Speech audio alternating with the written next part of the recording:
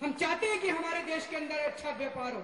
हम चाहते हैं कि ईमानदारी से एक व्यापारी अपना व्यापार कर सके, दुकान वाला दुकान चला सके, उद्योगपति ईमानदारी से उद्योग कर सके। हम इनके खिलाफ नहीं है, हम केवल बेईमानों के खिलाफ हैं।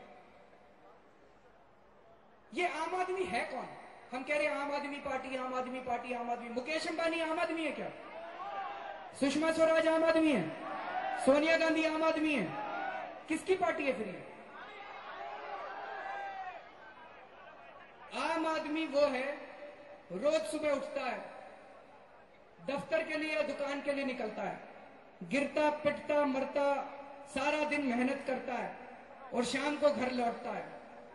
अपने बच्चे का एडमिशन करवाने के लिए, नर्सरी में एडमिशन करवाने के लिए उसको 50,000 रुपए की डोनेशन देनी पड़ती है। अगर कोई घर में बीमार हो जाए तो पूरी जिंदगी की जमा पूंजी खर्च हो जाती है। बड़े बड़े 5 स्टार अस्पताल खुल गए, इनके अंदर घुसते ही वो 40,000 रुपए रखवा लेते हैं। और बड़ा ऑपरेशन हो जाए तो सारी जिंदगी की कमाई खत्म हो जाती है। एक किसान बेचारा जो है, उसको अपनी फसलों के पूरे दाम तक नहीं मिलते हैं।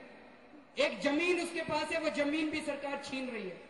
ये है आम आदमी। आम आदमी क्या चाह रहा है? आम औरत क्या चाहती है इस देश के अंदर? कि ईमानदारी से अपना धंधा कर सके, अपने बच्चों को पढ़ा सके, और अगर कोई बीमार हो जाए तो उसका इलाज करा सके, पानी मिले, बिजली मिले, सड़कें मिले। यही तो चाह रही है एक आम आदमी और एक औरत। कोई ज्यादा चाह रहे हैं हम लोग? हमारी कोई ज्यादा सपने हैं? मुकेश अंबानी ने तो पता नहीं कितने 1000 करोड़ रुपए का एक बंगला बनवा रखा, वो भी एक बहुत बड़ा घोटाला है। वक्फ की जमीन के ऊपर, वक्फ की जमीन कौन सी होती है मुसलमान भाई समझेंगे। वक्फ की जमीन, उसके ऊपर अनाथालय बनना था, अनाथ बच्चों का आश्रम बनना था उसके ऊपर। वो जमीन उसने भ्रष्टाचार से, सरकार से लेके उसके ऊपर इतना बड़ा 4000 करोड़ रुपए का बंगला बनाया। हमारी इतनी बड़ी बड़ी वो नहीं है इच्छाएं, हमारी छोटी छोटी इच्छाएं हैं, लेकिन वो भी सरकार 65 साल के अंदर पूरा नहीं कर पा रही है। अब हम इनसे मांगना बंद करेंगे। अब संसद के अंदर जाके आम आदमी बैठेगा और आम आदमी अपनी इच्छाएं पूरी करेगा। आम आदमी शिक्षा व्यवस्था संभालेगा, आम आदमी स्वास्थ्य व्यवस्थाएं संभालेगा। स्कूलों को इतना बढ़िया बना दो, सरकारी स्कूलों को इतना बढ़िया बना दो, सरकारी स्कूलों को प्राइवेट स्कूलों की तरह इतना बढ़िया बना दो कि हमें प्राइवेट स्कूलों के अंदर जाने की जरूरत ही ना पड़े। अमीर हो चाहे गरीब आदमी हो, वो सरकारी स्कूलों में अपने बच्चों को भेज सके, फ्री में शिक्षा हो। अगर कोई राज्य, कोई देश अपने बच्चों को फ्री में शिक्षा नहीं दे सकता ढंग की, अगर कोई देश अपने लोगों को फ्री में चिकित्सा सेवा नहीं दे सकता अच्छी, तो लानत है ऐसे देश के ऊपर, ऐसी सरकारों के ऊपर।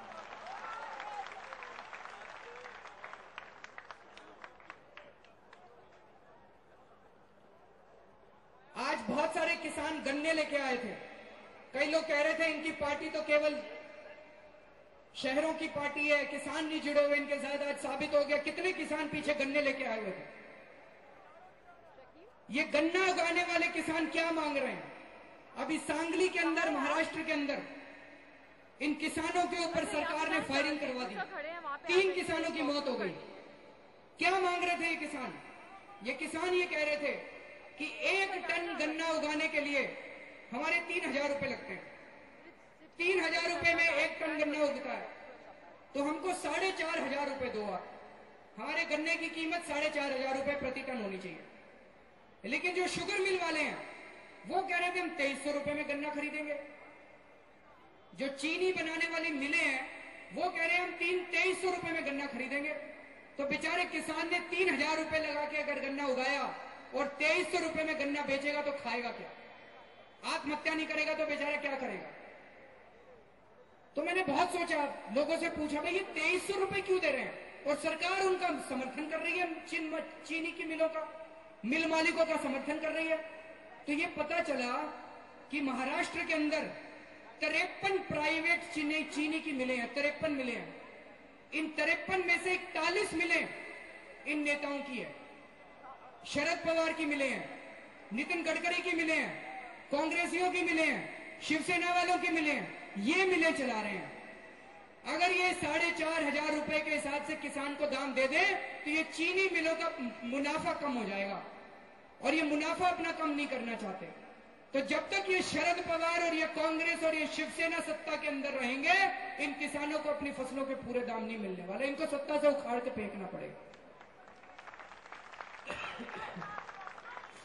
आज गुरनाम सिंह जी आए थे, ये हरियाणा के किसानों की आवाज उठाते रहते हैं। इन्होंने आरटीआई फाइल की, गुरनाम सिंह जी बैठे हुए हैं, इन्होंने आरटीआई फाइल की। इस आरटीआई में पता चला कि हरियाणा के अंदर सरकारी फाइलों में लिखा हुआ है कि हरियाणा के किसानों को धान उगाने के लिए 1560 रुपए प्रति क्विंटल कॉस्ट आती है। 1560 रुपए लगते हैं 1 क्विंटल धान उगाने के, और सरकारी आंकड़ों में लिखा हुआ है कि सरकार उनको 1280 रुपए देती है। तो 1560 रुपए में अगर उगता है और सरकार 1280 देती है तो बेचारा आत्महत्या नहीं करेगा तो क्या करेगा?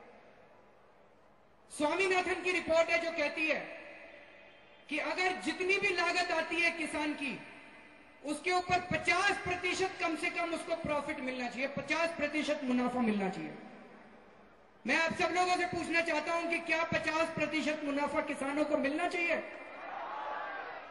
कई लोग कहते हैं कि हमारा धान महंगा हो जाएगा, खरीदने के लिए तैयार है महंगा धान? किसानों को पूरा मिलना चाहिए कि नहीं मिलना चाहिए?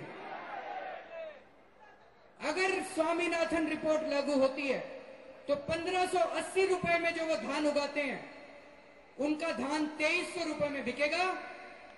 जो शुगर के, चीनी के, गन्ने के किसान हैं उनको 4500 रुपए प्रति टन के हिसाब से अपनी कीमत मिलेगी। फिर इन लोगों को प्रधानमंत्री के पैकेज की जरूरत नहीं है, सीना ठोक के सर उठा के अपनी जिंदगी जी सकते हैं। जो मैंने अभी थोड़ी देर पहले कहा कि 5 साल के अंदर इस देश की गरीबी दूर हो सकती है। आप इस देश के किसानों को पूरी फसलों के दाम देना चालू कर दो, इनको आपकी योजनाओं की, आपकी भीख की जरूरत नहीं है। गांव के गांव बदल जाएंगे, इनकी गरीबी दूर हो जाएगी, किसान आत्महत्या बंद कर देंगे।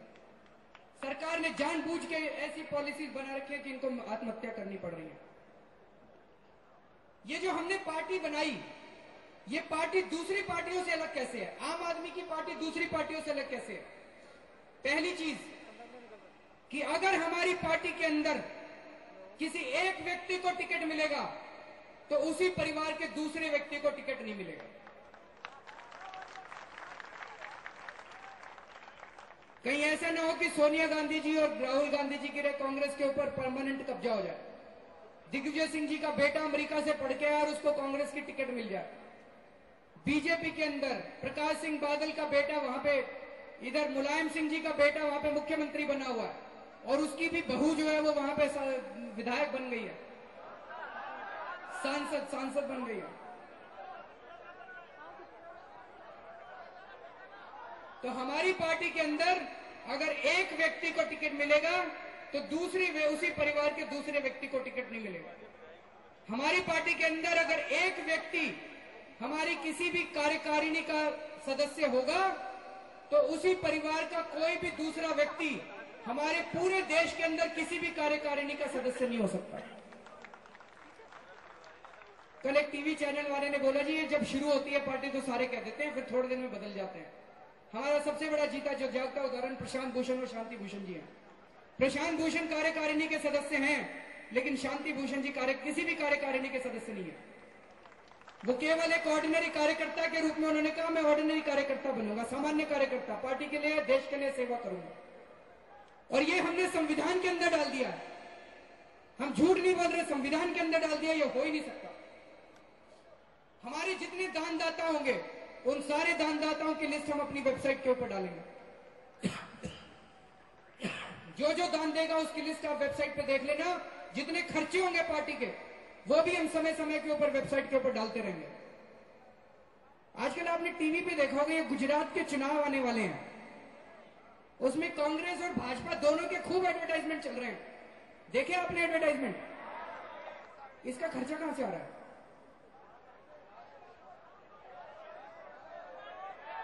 सारे चैनलों के ऊपर आप 10 मिनट कोई चैनल देख लो, 3-3 बार एडवर्टाइजमेंट आ रहे हैं, 3-3 बार एडवर्टाइजमेंट। ये चैनल वाले फ्री में तो चला नहीं रहे, तो पैसे तो देने पड़ रहे होंगे इनको, कांग्रेस और भाजपाइयों को।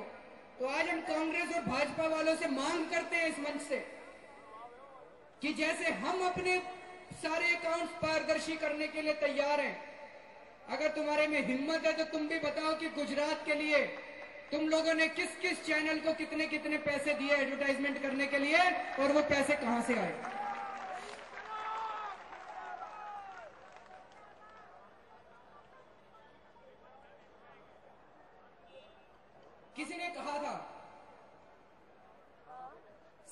वो नहीं होते जो रात को नींद में आते हैं, सपने वो होते हैं जो रात को सोने नहीं देते।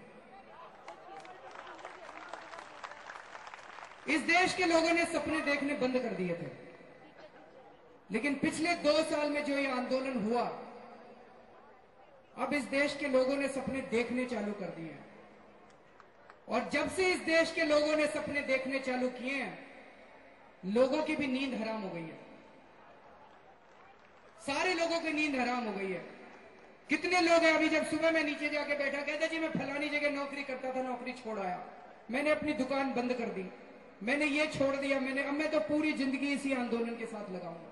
लोगों की नींद हराम। आज सुबह सुबह श्री गंगानगर से एक व्यक्ति मेरे घर पहुंच गया, सारी रात चल के आया, पूरी रात नहीं सोया, और सुबह आके आंखों में आंसू उसके टपटपा रहे थे, और दबाई हुई आंखों से बोल रहा था कि जी यही मौका मिला है देश को सुधारने का, ये मौका खराब नहीं होना चाहिए।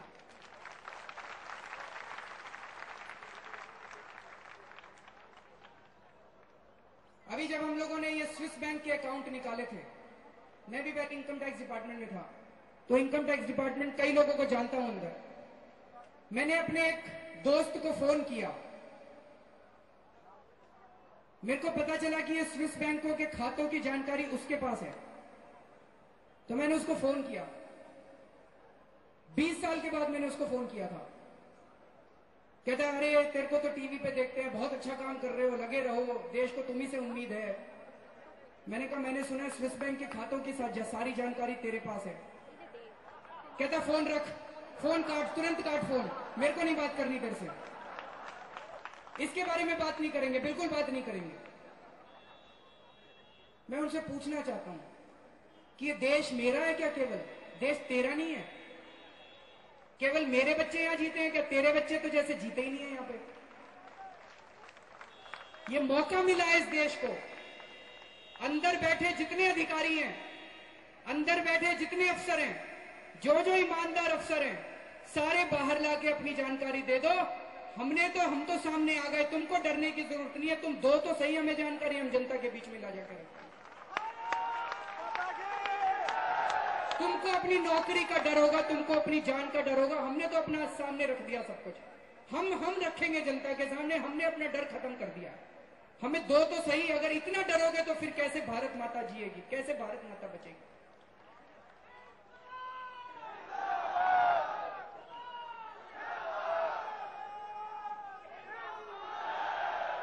ये कई लोग पूछते हैं बार बार, कैसे चुनाव लड़ोगे, कैसे चुनाव लड़ोगे? आज तो मुझे लगता है इनको पता चल गया होगा कि कैसे चुनाव लड़ेंगे। 6 घंटे के अंदर पूरे देश के अंदर 300 जिलों के अंदर दफ्तर खुल गए। अगर ये सारे देश की जनता इकट्ठी पिछले कुछ दिनों के अंदर, 1 महीने के अंदर, दिल्ली की 70 के 70 विधानसभाओं के अंदर हमारे दफ्तर खुल रहे हैं, और हर म्युनिसिपल वार्ड के अंदर दफ्तर खुलने वाला है जल्दी। 1 पैसा हम खर्च नहीं कर रहे, जनता खर्च कर रही है। कोई अपनी दुकान दे रहा है, कोई अपना घर दे रहा है, कोई अपना दफ्तर दे रहा है, जनता दे रही है, हम खर्च नहीं करते। लेकिन ये लोग समझेंगे नहीं, इन्होंने कभी आंदोलन कर ही नहीं रखा। भाजपा वाले, कांग्रेस वाले आंदोलन के नाम पे एक बड़ी सभा कर लेते हैं, हर एमएलए की ड्यूटी लगती है, हाँ भाई 50 बसें तू लाएगा, 20 बसें तू लाएगा, और इनके नेता आके स्टेज पे बैठ जाते हैं। ये इनका आंदोलन है। इन्हें क्या पता कि जब सारे देश की जनता इकट्ठी हो जाए तो उसके बाद चुनाव लड़ना तो हंसी खेल है। चुनाव तो एक बहुत छोटी चीज हो जाती है। हम चुनाव लड़ने के लिए राजनीति के अंदर नहीं आए, हम चुनाव जीतने के लिए राजनीति के अंदर नहीं आए। चुनाव तो जीतेंगे ही जीतेंगे, इसमें तो सोचने की बात नहीं है। हम इस देश की राजनीति बदलने के लिए आए, हम इस देश की व्यवस्था बदलने के लिए आए।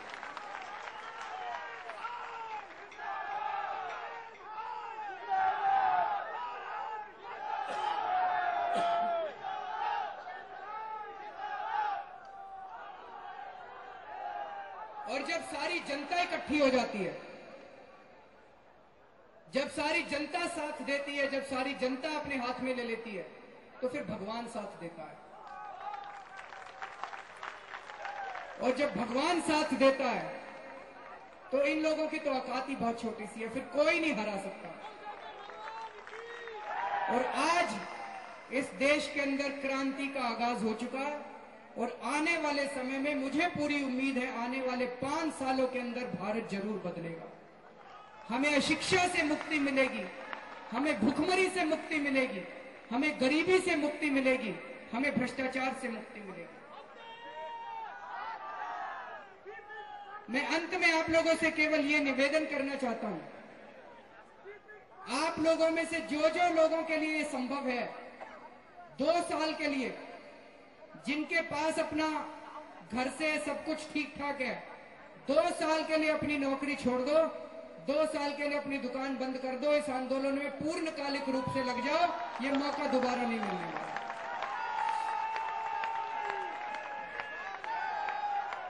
और मेरी सबसे बड़ी विनती मां, बहनों, बेटियों से है, जिस दिन माएं और बहनें लग गई और घर घर जाके उन्होंने कहना चालू कर दिया, मुझे लगता है कोई नहीं बचा सकता इन लोगों को हारने से और हमारे देश को बदलने से।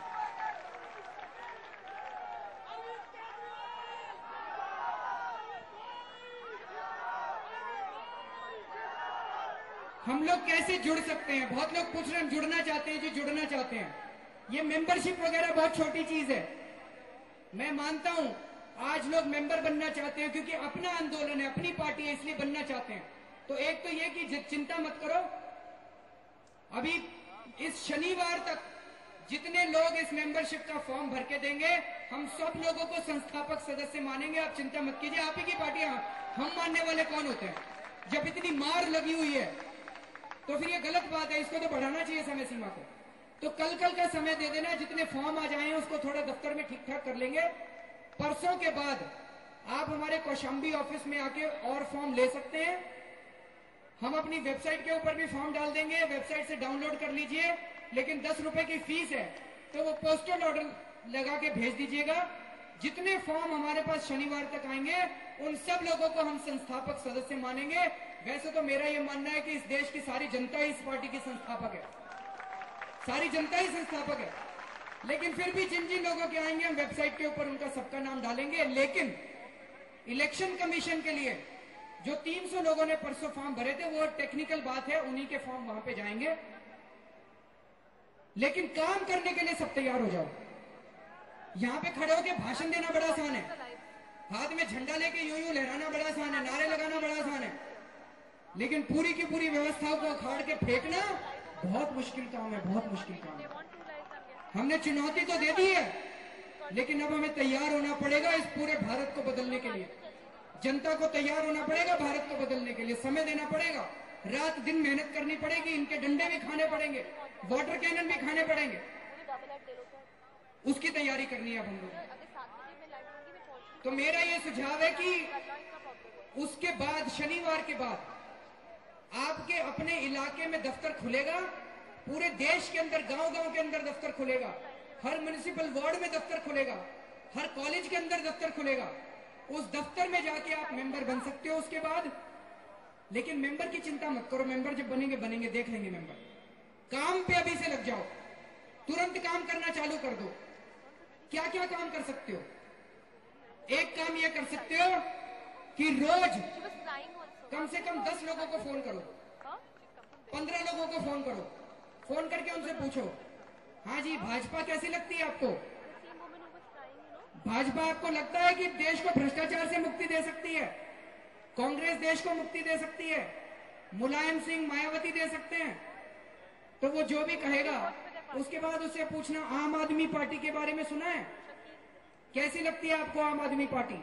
फिर उसको आप समझाना कि आम आदमी पार्टी क्या है। रोज हर आदमी जिम्मेदारी ले ले, जैसे जिम्मे कहते हैं ना भाई 108 बार रोज राम का नाम लेंगे, ऐसे हर धर्म के अंदर होता है, ऐसे ये जिम्मेदारी ले ले।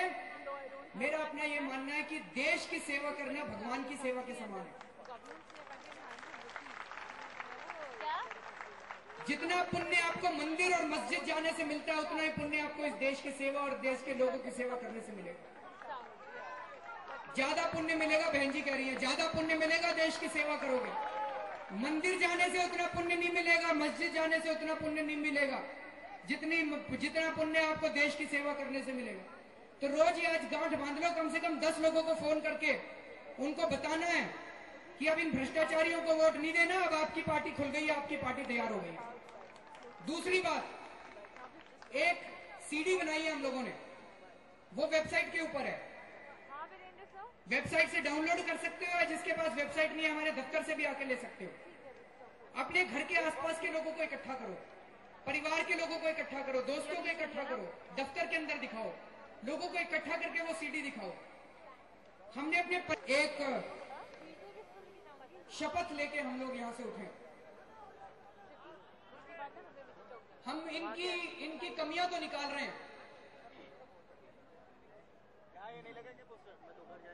हमने इनकी कमियां तो निकाली, लेकिन थोड़ा बहुत हमें भी सुधार करना पड़ेगा। तो मैं ये शपथ दिलवाना चाहता हूं कि ना हम रिश्वत लेंगे ना हम रिश्वत देंगे, लेकिन सोच लेना अंदर, कर सकते हैं कि नहीं कर सकते।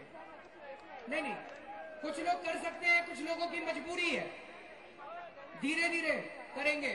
तो जो जो कर सकते हैं वो बोलना, जो नहीं कर सकते झूठी कसम मत खाना। और इस कसम को आप जहां जाओ बार बार इस कसम को दिलवाना लोगों को। जिसको भी फोन करो उसको भी कसम दिलवाना, अपने दोस्तों से मिलो उसको भी कसम दिलवाना। इस देश के अंदर एक माहौल बना देते हैं कि अब हम ना रिश्वत लेंगे और ना रिश्वत देंगे। आज मैं शपथ लेता हूं कि मैं अपनी जिंदगी में कभी रिश्वत नहीं दूंगा और ना ही कभी रिश्वत लूंगा। मैं शपथ लेता हूं कि मैं अपनी जिंदगी में कभी रिश्वत नहीं लूंगा और ना ही कभी रिश्वत दूंगा। अब दूसरी शपथ, हम वोट डालने नहीं जाते। कई लोग नहीं जाते, कई लोगों के वोट नहीं बने होंगे। किस किस के वोट नहीं बने हुए? ईमानदारी से हाथ खड़े कर दो, कईयों ने तो कर दिए। अब वोट बनवाने हैं सबको, सारे वोट बनवा लेना तुरंत, और वोट डालने जाना है। क्यों जाना है इसको भी समझे पहले, क्यों जाना है। कई लोगों से जब मैं बात करता था तो लोग कहते थे जी वोट डालने क्यों जाएं, सारे के सारे चोर हैं, उचक्के हैं, लुटेरे हैं, किसको वोट दें। लेकिन मैंने बहुत सोचा कि 30% वोट पड़ते हैं, 7-8% वोट मिल जाए तो वो चुनाव जीत जाता है। इसलिए तो वोट बैंक की पॉलिटिक्स करता है वो। उसको पता है कि अगर मैंने बस 10% लोगों को खुश कर दिया अपने क्षेत्र में तो मैं जीत जाऊंगा। तो फिर वो इनको अपना वोट बैंक बना लेता है, जाति के आधार पे वोट बैंक बना लेता है, धर्म के आधार पे वोट बैंक बना लेता है, इसको खुश कर लेता है, उसको खुश कर लेता है। 10% वोट पक्के हुए, बाकियों को कहता है तुम्हें वोट देना है तो देना, नहीं देना तो मत देना। इसलिए वोट बैंक की पॉलिटिक्स है। अगर 100% वोट पड़ने लग जाएं तो उसे पता है केवल इनको खुश करने से काम नहीं चलेगा, इनको भी करना पड़ेगा, उनको भी करना पड़ेगा, उनको भी करना पड़ेगा और उनको भी करना पड़ेगा। ये वोट बैंक की पॉलिटिक्स खत्म हो जाएगी अगर 100% वोट पड़ने लग गए। तो पहले तो आपके पास चॉइस नहीं होती थी, पहले तो सारे चोर उचक्के होते थे। अब तो आपके पास आपकी अपनी पार्टी है, अब तो आपके पास चॉइस है। तो दूसरी शपथ हम खाएंगे कि मैं शपथ खाता हूं कि अपनी पूरी जिंदगी में जितने भी चुनाव होंगे, हर चुनाव में मैं वोट डालने जरूर जाऊंगा। मैं शपथ खाता हूं कि मैं अपनी पूरी जिंदगी में जितने भी चुनाव होंगे, हर चुनाव में मैं वोट डालने जरूर जाऊंगा। अब तीसरी शपथ, यह बहुत जरूरी है इनकी राजनीति खत्म करने के लिए। यह तीसरी शपथ यह है, अधिकांश लोग तो अच्छे हैं लेकिन कुछ लोग ऐसे हैं जिनको ये लगता है कि ये नेता जीत भी गया, इसने करना तो कुछ है नहीं, अभी इससे 1000 रुपए ले लो वोट के पहले, एक दारू की बोतल ले लो वोट के पहले। तो कई लोग दारू लेके और 1000 रुपए लेके वोट डाल देते हैं। फिर जब उनकी मुसीबत होती है और जब उस एमएलए के पास जाते हैं, वो कहते हैं मेरे पास क्यों आए, मैंने तो वोट खरीदा था तुमसे, मेरे पे एहसान थोड़ी किया था तुमने। सही बात है कि नहीं है?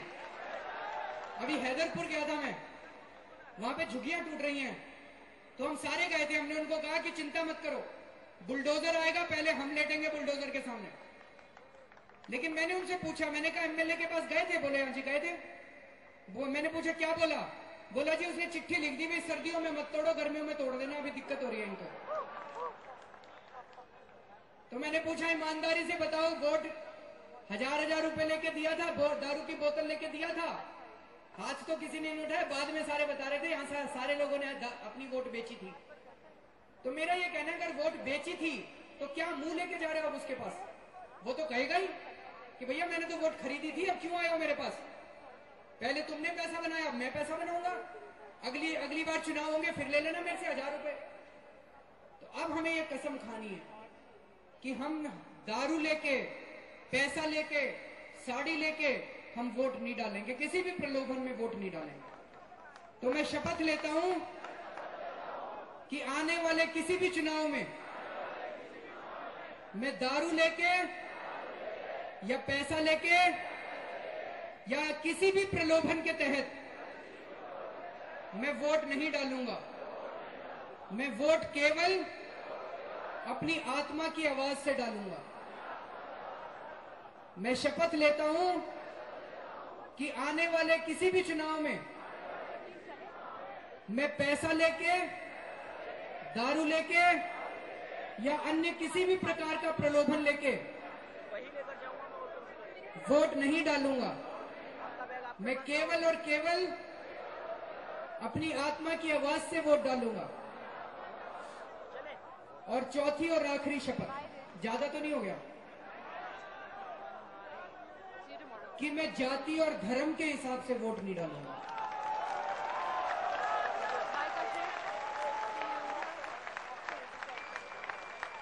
इन पार्टियों ने हमारे देश को तोड़ के रख दिया। बीजेपी वाले हिंदुओं को अपना वोट बैंक बनाना चाहते हैं, कांग्रेस वाले और समाजवादी पार्टी वाले मुसलमानों को और क्रिश्चियंस को अपना वोट बैंक बनाना चाहते हैं। लड़ाते हैं एक दूसरे से। हिंदुओं के मन में जहर घोलते हैं, मुसलमानों के मन में जहर घोलते हैं, क्रिश्चियंस के मन में जहर घोलते हैं। तोड़ दिया पूरे देश को, जातियों का कार्ड खेलते हैं। आज एक सुबह सुबह चैनल वाला पूछ रहा था, आप कौन सा कार्ड खेलोगे? मैंने कहा जी मेरी जेब में तो कोई भी कार्ड नहीं है, खाली है जेब हमारी, कोई कार्ड नहीं है हम लोगों को। साथियों, इस गंदी राजनीति ने इस देश को तोड़ के रख दिया और हमें लगता है कि अच्छी राजनीति वापस इस देश को जोड़ेगी। तो अंतिम शपथ हम ये खाएंगे। मैं शपथ खाता हूं कि मैं आने वाले किसी भी चुनाव में जाति या धर्म के आधार पर वोट नहीं डालूंगा। मैं शपथ खाता हूं कि आने वाले किसी भी चुनाव में मैं जाति या धर्म के आधार पर वोट नहीं डालूंगा। आप सब लोगों का बहुत बहुत शुक्रिया। भारत माता की, आम आदमी। अभी आप लोग बैठ जाइए, अभी एक मशाल जलाई जाएगी। हमारे साथ कैप्टन अब्बास साहब हैं, जो कि सुभाष चंद्र बोस जी के साथ आजाद हिंद फौज में थे। वो स्पेशली बहुत बुजुर्ग हैं। वो आज इस राजनीतिक क्रांति की मशाल जलाने के लिए आए हैं हमारे बीच में। हम उनका 95 साल के हैं, उनका स्वागत करते हैं। कृपया 2 मिनट के लिए बैठ जाइए।